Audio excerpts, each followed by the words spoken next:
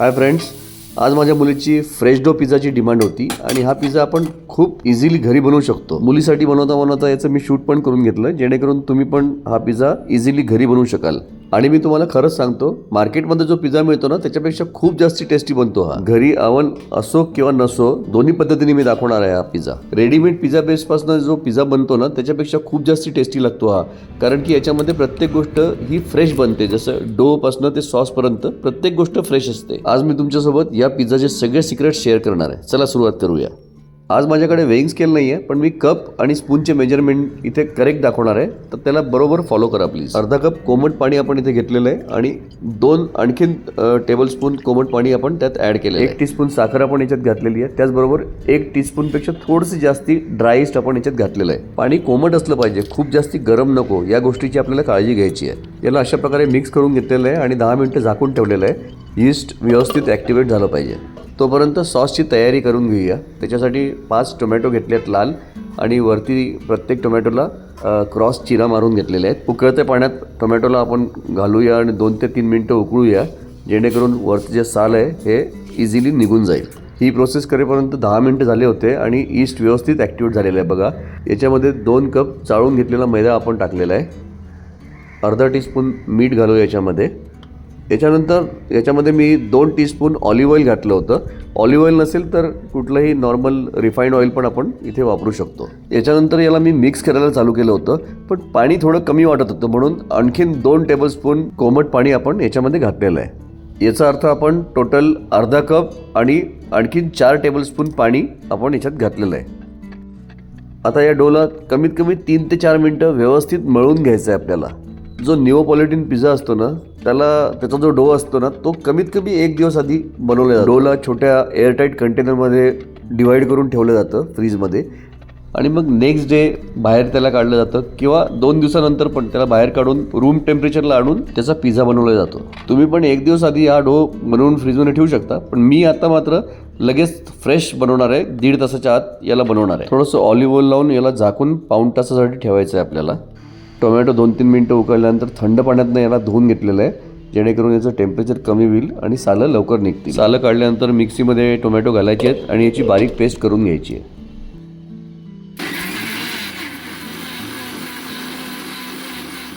मध्यम आचेवर एक छोटी हंडी आपण ठेवलेली आहे. त्याच्यामध्ये 1 टेबलस्पून आपण ऑलिव्ह ऑइल घातलेलं आहे आणि 10 लसणाच्या पाकळ्या बारीक चिरलेल्या त्याच्यामध्ये घालून घेतलेल्या आहेत. लसणाला 2 मिनिटं परतल्यानंतर आपण 1/4 टीस्पून काळी मिरी पूड याच्यामध्ये घालणार आहोत. माझ्याकडे जे चिली फ्लेक्स संपलेले आहेत, तुम्ही वाटलं तर चिली फ्लेक्स वापरू शकता, पण मी इथे त्याच्याऐवजी 1 टीस्पून लाल मिरची पावडर याच्यामध्ये घालतोय. पिझ्झा सिझनिंगचे काही पॅकेट्स माझ्याकडे पडलेले आहेत, त्याच्यापैकी 1 पॅकेट मी याच्यामध्ये घालतोय.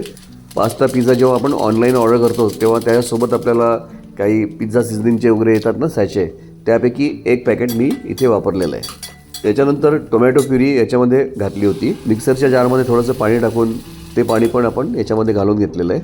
त्याच्यानंतर अर्धा टीस्पून मीठ याच्यात घातलं होतं आणि 2 टीस्पून साखर.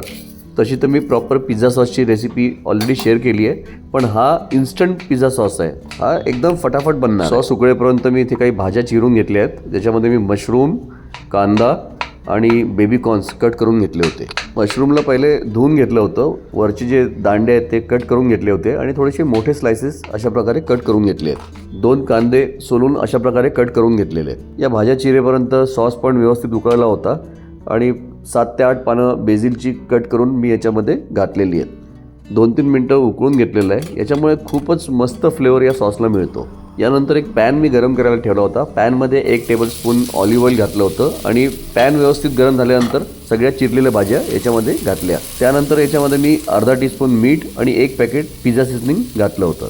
ऑलिव्ह ऑइल नसेल तर रिफाईंड ऑइल किंवा बटर पण तुम्ही या ठिकाणी यूज करू शकता. भाज्यांना हाय फ्लेमवर मी चांगल्या प्रकारे टॉस करून घेतलेलं आहे. सॉस पण आता छान घट्ट झालेला आहे. आता गॅस बंद करूया. तुम्ही बघू शकता आपण भाज्यांना पण व्यवस्थित टॉस करून घेतलेलं आहे. भाज्या पण आता एका प्लेटमध्ये काढून घेऊया. हे सगळं होईपर्यंत 45 मिनिटं झाली होती. पहिला जो डोचा रेस्टिंग टाईम आहे तो 45 मिनिटाचा आहे. हे बघा, हा मैदा मी इथे वापरलेला आहे, पण जरुरी नाही की हाच मैदा आपल्याला वापरायचा आहे. कुठलाही चांगल्या ब्रँडचा मैदा तुम्ही वापरू शकता.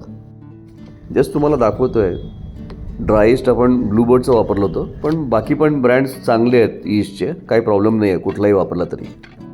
45 मिनिटानंतर हा जो डो आहे हा ऑलमोस्ट डबल होतो. तर याची एअर काढून याला 2 समान भागामध्ये आपल्याला डिवाईड करून घ्यायचं आहे अशा प्रकारे आणि याला परत झाकून 45 मिनिटासाठी कव्हर करून ठेवायचं आहे.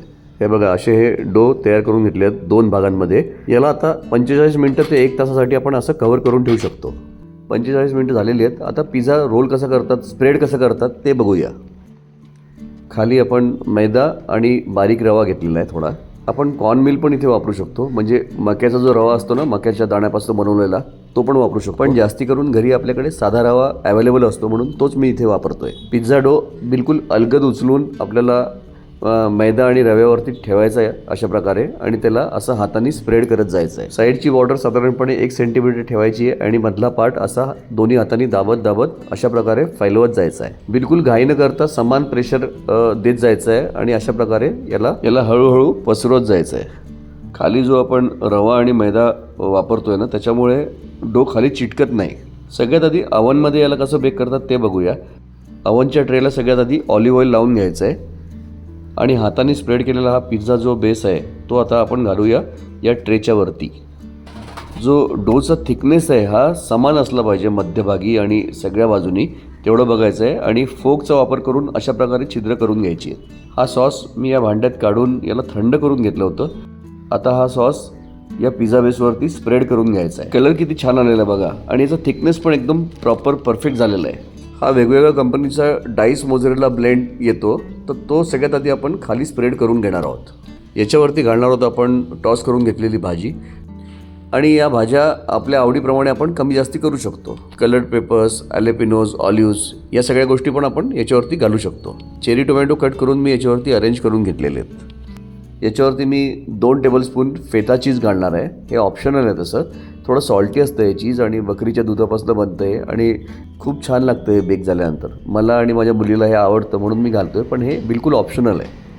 आणि मोझरेला चीज पण मी इथे कमीच वापरलेलं आहे. तुम्ही पाहिजे तर त्याची क्वांटिटी वाढवू शकता. याच्यावरती चॉप करून घेतलेली बेझिलची पानं वरती घातलेली आहेत आणि जे कॉर्नर्स आहेत त्याला आपण ऑलिव्ह ऑइल लावून घेतलेलं आहे. 15 मिनटं याला असंच बाहेर ठेवायचं आहे. तोपर्यंत आपल्याला अवन प्रीहीट करून घ्यायचं आहे. जे मॅक्सिमम टेम्परेचर आहे अवनचं, म्हणजे 250 to 300 डिग्री सेल्सिअस जे घरच्या अवनचं मॅक्सिमम टेम्परेचर असतं, त्या टेम्परेचरवर प्रीहीट करून याला बेक करायला ठेवायचं आहे 15 मिनटासाठी हाय टेम्परेचरवर. म्हणजे कमीत कमी 250 डिग्री सेल्सिअस असलं पाहिजे. एक 10-12 मिनटानंतर जस्ट चेक करत राहायचं आहे. असं छान रंग आल्यानंतर याला बाहेर काढायचं आहे. बाहेर काढल्यानंतर याच्या खाली जाळी ठेवायची आहे, जेणेकरून जी खालची स्टीम आहे ती निघून जायला पाहिजे, नाहीतर पिझ्झा सॉगी होऊ शकतो. जी बॉर्डर आहे त्याला परत थोडं ऑलिव्ह ऑइल लावून घ्यायचं आहे आणि 2 मिनटानंतर याला कट करायचं आहे. दुसरा पिझ्झा मी गॅसवर बनवला होता, त्याची प्रोसेस दाखवतो. पहिले जसं दाखवलं त्याच पद्धतीने पिझ्झा बेस मी स्प्रेड करून घेतला होता. एका थाळीवर मी थोडंसं ऑलिव्ह ऑइल लावून घेतलं होतं आणि त्याच्यावरती हा पिझ्झा बेस ठेवून घेतला होता आणि त्याच पद्धतीने पिझ्झा सॉस, चीज आणि भाज्या याच्यावरती स्प्रेड करून घेतलेल्या आहे. पॅनच्या मध्ये मी एक रिंग ठेवून त्याच्यावरती झाकण ठेवून याला प्रीहीट करून घेतलं होतं हाय टेम्परेचरवर. त्यानंतर मीडियम फ्लेमवर या पिझ्झाला 45 मिनिटासाठी बेक करून घेतलेलं आहे. मध्ये एकदा चेक केलं होतं तेव्हा हा पिझ्झा झालेला नव्हता. परत झाकण लावून त्याला बेक केलेलं आहे. 45 ते 50 मिनिटानंतर हा एकदम छान तयार झालेला आहे. याचा बेस मी एकदा चेक करून घेतला खालनं आणि तो व्यवस्थित झालेला आहे बघा. आता याला काढून घेऊया. बघितलं ना तुम्ही, अवन असो किंवा नसो, याला दोन्ही प्रकारे खूप छान पद्धतीने याला बनवू शकतो आपण. बनवायला अतिशय सोपी आहे ही रेसिपी, तुम्ही नक्की ट्राय करून बघा. त्याच्यानंतर मी याला कट करून घेतलेलं आहे. बघा किती चांगल्या प्रकारे हा बेक झालेला आहे. याचा खालचा भाग पण व्यवस्थित बेक झालेला आहे बघा. याचा कलर बघा तुम्ही. एकदा का आपण हा फ्रेश डो पिझ्झा खाल्ला ना, त्यानंतर तो रेडीमेडवाला जो पिझ्झा बेसवाला पिझ्झा असतो ना, तो खायची इच्छा होत नाही. मग मी हा जो क्रस्ट आहे हा थिन क्रस्ट ठेवलेला आहे. तुम्ही पाहिजे तर थोडासा याला जाड पण ठेवू शकता या क्रस्टला.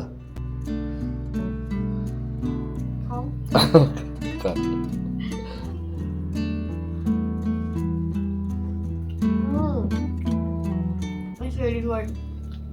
You liked it? Yeah.